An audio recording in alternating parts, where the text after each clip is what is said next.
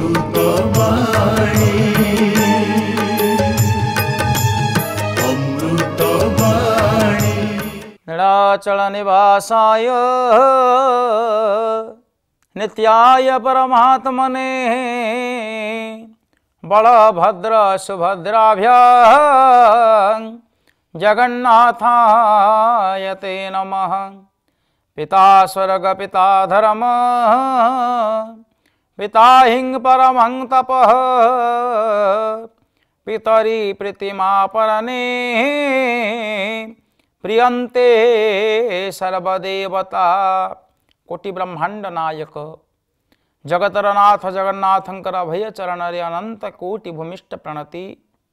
मोर पितृ मातृ चरण कमल रे अनंत कोटि भूमिष्ठ प्रणति। सज्जन शास्त्र कुहंती यथा नद्या सुरधनो गतिनाश्च विष्टो तथा शिष्टं परिहित मातृसमो नास्ति। जेपरि संसार रे बापांकर नीति एवं आदर्श कठोर नियम एवं कठोर अनुशासन आमर जीवन को परिवर्तन करि थाए, सेही परि भाबरे माँ मध्य कौनसी गुण रे कम नुहंती। शास्त्र कहती माँकर कथा को बा माँकर वाक्य को प्रतिज्ञा सम पालन करने उचित। माँकर निंदा को केबे सह्य करने अनुचित। कहीं ना माँ होचंती 100 गुण रे श्रेष्ठ, पृथ्वी ठारू मध्य श्रेष्ठ। अनेक गर्भजंत्रणा सही एक कालीन खंड खंड होई 206 खंड हाड़ भांगिले जेतिकी कष्ट हुए, गोटे शिशु को प्रसव देला बेले गोटे माता सेतिकी कष्ट अनुभव करती। सेतिपाई माँ होचंती सबुठारु श्रेष्ठ। केवल जन्म दे दियंती बोली श्रेष्ठ नुहंती, जन्म दे सारिबा परे आमर ज्ञान उदय हेला पर्यंत जे पर्यंत माँ निजर जीवदशारे अछंती से पर्यंत माँ को आखिरे तांको पुअटी बा तांको पुत्रटी बा कन्याटी बयसरे जेते बड़ हेई थाउ पछे तांको आखिरे से छोटिया पिलाटी हेई थाए। शास्त्र कहती माँकर अपमान कदापि सहिबा उचित नुहे। माँकर कथा को जे पालन कला से होची प्रकृत रे महान। एवं द्वितीय रे माँकर अपमान को एवं माँकर कथा को जे प्रतिज्ञा भावी निजर पथरे अग्रसर हैला से मध्य महान। आपण माने समस्ते जानती जगन्नाथ मंदिर रे पुराण पंडा संस्कृत भागवतर बुझौ थांती। गोटे पद पढ़ी गोटे पद बुझौ थांती, अर्थ बुझौ थांती। जनैक स्त्री लोक अर्थ न बुझी पारिबारु जेतेबेले पंडा को पचारन्ते, पंडा तांको गाली देले, से चली गले निजर गृह को।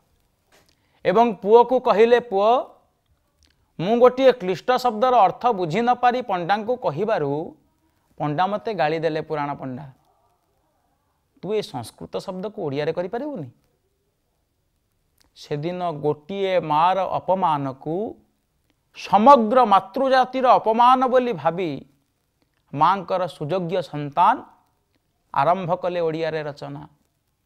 आपण माने समस्ते जानती अति बड़ जगन्नाथ दास निजर माँकर अपमान को समग्र मातृजातिर अपमान बोली भावी से दिन संस्कृत भागवत को नवाक्षरी छंदरे रचना कले।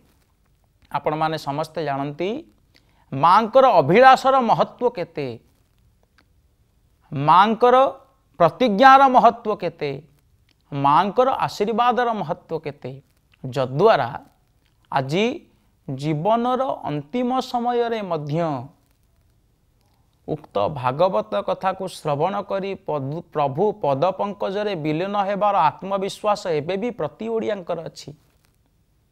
कहिबार तात्पर्य माँकर अपमान को सह्य करिबा भली शरीर नुहे। माँ जेउ कथा जेउ बाणी आम प्रति प्रदान करती सर्वदा आमर मंगल पाई। माँ पृथ्वी परी सर्वं सहा जितेबाला आम गर्भ भितर थाए माँ को केते आम निज पदरे आघात देइछे माँ से सबु कष्ट को सही जन्म हो सारिबा परे गोटिए शिशुटीर प्रत्येक अली अर्दली एवं अझट को केवल माँ ही सही थाए। बापा भय देखांती कठोर अनुशासन मध्य रखती किंतु माँटी सबुबले निज शिशुर दोष एवं दुर्बलता को निजर पणत घोड़े रखिदे थाए। मार पणत तले गोटिए शिशु निजकू आउ केउठी भी निरापद भावेनी निज मार पणत छड़ा। तेणु शास्त्र कहती मातृ समो समो छाया नास्ति सह मर्त्य मंडले। मार पणत छाई परी छाई अन्य केउठी देखा जाएनी। माँ रांधी थिबा माँ हातरे बाढ़ी थिबा खाद्यटी अमृत ठारू मध्य बळी जाए। तेणु आम जीवन रे जहा द्वारा आमे लालित एवं पालित जहांकर आशीर्वादरू आमे निजर कर्म रे तत्पर तांकर अपमान केबे सह्य करिबा अनुचित सेई मांकर केबे भी असम्मान करिबा अनुचित। जय जगन्नाथ जय जगन्नाथ जय जगन्नाथ।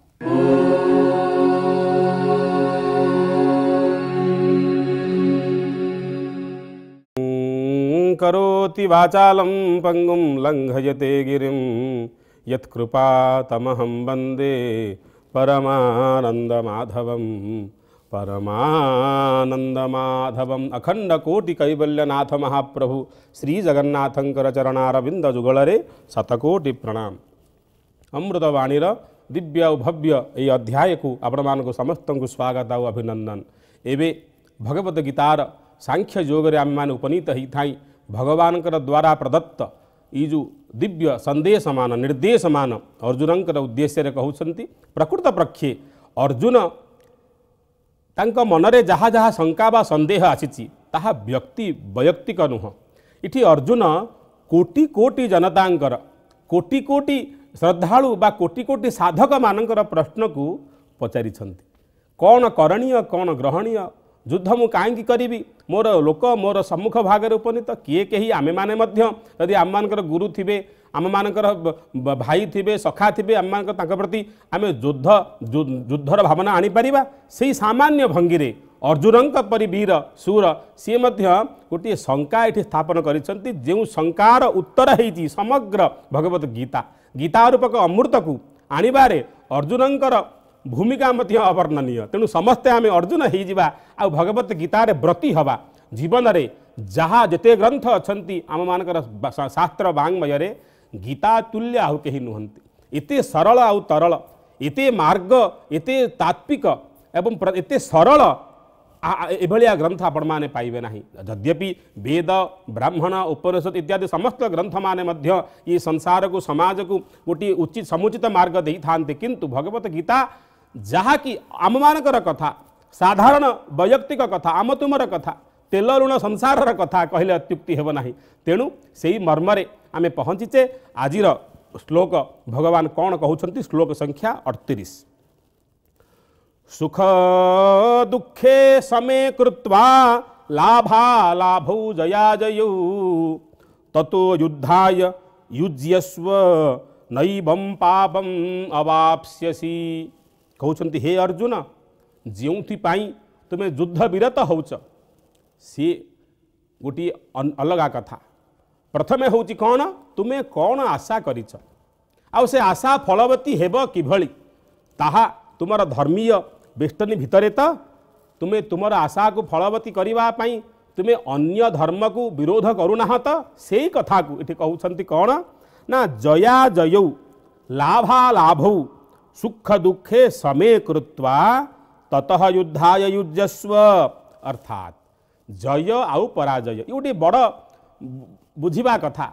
आपण मानकर मनरे शंका निश्चय आसीबो ये घोषक मनरे मध्य शंका आसुची। अर्थात आमे जय हौ अथवा पराजय हौ लाभ हौ अथवा अलाभ हौ लाभ हौ अथवा क्षति हौ सुख हौ अथवा दुख हौ ये जोड़िए अवस्था को आम समय कृत्वा समान भाव ना गोटे छोटिया कथा नुह आम गोटे द्रव्य पाइबा जो आनंद आम होई द्रव्यटी न पाइबार सेतिकी तत्तुल्य ततोधिक आनंद हेबा आवश्यक आम मानकर जीवन रे बुझुछंती। तेणु ये गोटे एभलिया तत्वभित्तिक ग्रंथ ना आमे जहाँ पाऊ थाई सितरे जतिके आनंद आमे हवा ताहा न पाइबारे मध्य सेतिके आनंद हवा आवश्यक। अर्थात द्रव्य रे आनंद नहीं, प्राप्त वस्तु रे आनंद निहित नुह। आनंद केउठी ना इथि हृदय रे होचे आनंद। पाइबा वस्तु रे आनंद सिठी निहित है नहीं। पाइबा वस्तु रे जो आनंद आमे खोजु थाई ना से आनंद मिथ्या। आनंद होची एठी, अनुभव होची एठी हृदय रे।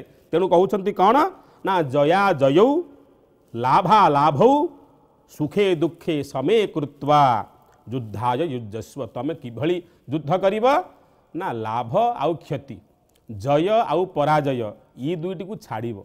अर्थात ये दुईटी रे तुमे समान भावना रखिब। ताहा किभली आपण मानकर मनरे मध्य प्रश्न आठुथिब। गोटे व्यक्ति युद्ध करे काहेकि ना विजय भावना नहीं करी मु विजय हेबी, सारा संसार रे राज्य अखंड राज्य प्रतिष्ठा करी, शांति स्थापन करी। यह हूँ मोर उद्देश्य, यह हूँ मोर जहाँ फल फल पाइबी। किंतु तुमे कौन सी फल मनरे न रखी समान भाव रे जय को जेभली तुमे स्वागत करिब विजय को मध्य सेही भली भाव रे स्वागत करिबा उचित। सेही भावना को नहीं युद्धाय युजस्व। तमे युद्ध को युद्ध रे योगदान दिय, मन को निवेश कर। आउ एवं पापम न अवाप्स्यसि। आउ एभली कले तुमे पापी भाग हब नाही। ई हूँ श्लोकर शाब्दिक अर्थ।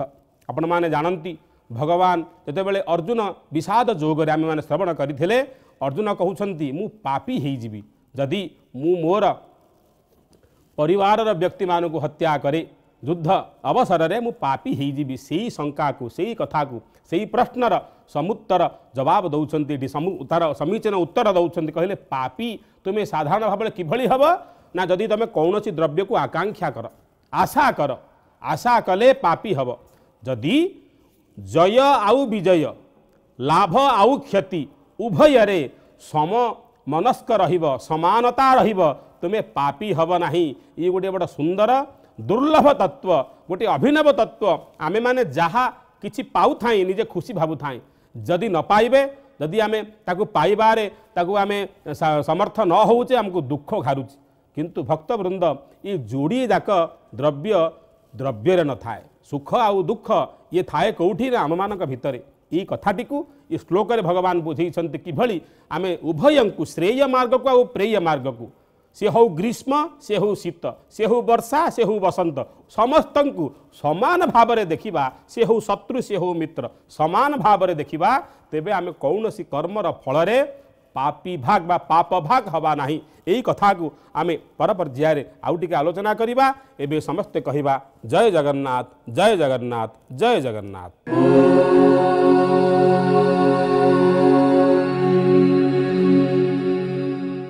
ओं नमो भगवते श्री अरविंदाय। ओं नमो नमः श्री मीरांबिकाय। सर्वसर्गभूपते अनंत भाग कल्पना कल्प विचरे चरेपि जागरूक चिंतना आदिशक्तिरिखितेन बिभ्रति जगत्रयं जीवभावलासिनिह श्याम अंबिका मीरा। यही मंगलमय प्रभात रे समस्त दर्शक को मोर अंतर्भरा अभिनंदन। भगवान कथा आलोचना करिया, भगवान कथा श्रवण करिया, भगवान कथा कीर्तन करिया, ये जो अफुरंत आनंद प्रदान करे से आनंद को समस्ते उणाधिक अनुभव करिथिबे। किंतु दुखर कथा से आनंद परिवर्ते आमे जो आनंद असार से आनंद को ही चाहि थाउ। ताकू तो आनंद कहा जाय परिबो नै, ताकू सुख बोली कहा जाय। एवं सुखर अन्य अर्थ होची जहाँ पछपटे दुख रही थाए। एवं दुख जेतेबेले आसे सेतेबेले मनुष्य ताकू बड़ करी देखे, सुख आसिले ताकू अत्यंत नगण्य बोली से भावे। तेणु मनुष्य जीवन को जदि आमे देखिबा, मनुष्य जदि गोटे कागज कलम धरिकी निज जीवन सबकि लिपिबद्ध करने को चेष्टा करिवो, तेबे देखिवो जे ता जीवन में सुखर संख्या गुड़िक बहु अधिका एवं दुखर संख्या खूब कम। कारण भगवान ताकू धारण करिसेंती भगवान ताकू परिचालित करछंती जेहेतु भगवान होउछंती मंगलमय तार अमंगलर कौनसी आशंका रहिबो नाही एवं जहाँ अमंगलमय कार्यता जीवन में आसे जहाँ से अनुभव करे ताहा ताकू शिक्षा देवाई हुए तो आसी थाई पारे एवं ताकू प्रस्तुत करने हुए तो आसी थाई पारे। ए क्षेत्र में गोटे छोटिया कथा आम देखा जोड़े पत्थर गोटे मंदिर बाहर पाहाच होगी रही ता ऊपर देखिए लोक मैंने पदस्थापन कर मंदिर भीतर को प्रवेश करुँच आउ गोटे पत्थर रे मूर्तिटे गढ़ाई पूजा पाँच से लोक मैंने आसुँच झुणा दौरान धूप दौरान दीप प्रदान करुँच ये सब चली जिते प्रथम पत्थरटी द्वितीय को पचारुची जे पत्थर तोर भाग्य कौन अच्छी तू तो सब पूजा पाचु धूपर वासना अनुभव करुचु तो पाखे प्रसाद नवेदन कराऊँगी एवं मो क्षेत्र में देख मुझे पड़ी रही मो उपर देख लोक जावासिया कर द्वितीय पत्थर कहूँ जे मो निज भितर ईश्वर को धारण करी तू से करना प्रथम पत्थरटी पचारुची जे तू ईश्वर को धारण कलु केमिति ना एथि मते कम प्रयास करिया को पड़ी नाही मते कारीगर जेतेबेले ता निहण रे टिक टिक करी काटुथिला मते मो अंग प्रत्यंग को गढ़िया पे की चेष्टा करुथिला मते सुंदर रूपटी देवा पे की चाहुथिला सेते मु तार आदौ प्रतिवाद करी नाही जदि सेही घटना तो क्षेत्र में घटी था तते यदि से भली कष्ट सह्य को पड़ी था तू जदि से कष्ट को सह्य करथांतु तू मध्य पूज्य तू मध्य नमस्य हो पारिथांतु।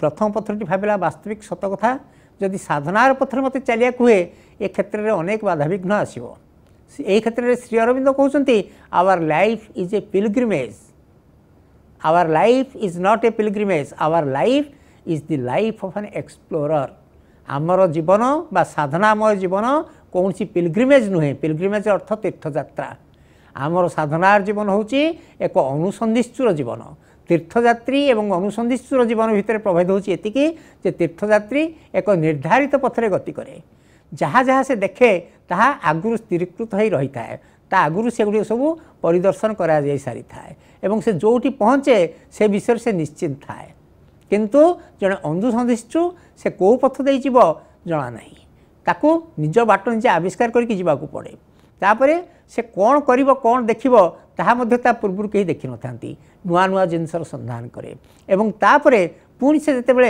आगुक आगू चले से जो जगार पहुँचे से भावे हुए तो एभली जगह मु पूर्व दर्शन कर नथिली ये जगह दर्शन करवा ता भाग्य थाए एवं सेठी गोटे माइल खुंट बा गोटे चिन्हटे पोति देकी से पुनर्बार आगुक चले जहाँ जहाँ से देखे सेगुड़िक मध्य से लिपिबद्ध कर दी जाए तार परवर्ती पीढ़ी से बाट देकी चलती ये हूँ साधनार पथ अत्यंत कष्टकर पथ एवं ए कष्टकर पथ को आरोहण करने कि आम पाखे साधन कौन अच्छी परम प्रभु श्री अरविंद कहते she is the magnet of our difficult ascent अर्थात ये जो परमा भागवती शक्ति आम निकट रही सी गोटे मैग्नेट अर्थात चुंबक तुल्य कार्य करुच्ची आमर ए क्लिष्ट आरोहण पथरे अर्थात से आमको आकर्षित कर नौकरी जहाँफल आम निरापदे आम पथरे चली जाऊे ताहले तांको आकर्षण भितर को आसापी कि आमर आस्पृहा दरकार आम चाहिए दरकार जे आम तांको आकर्षणीय क्षेत्र मध्य को आसू सी तो तांको काम करेंगे किंतु आम जी सुजोग दबा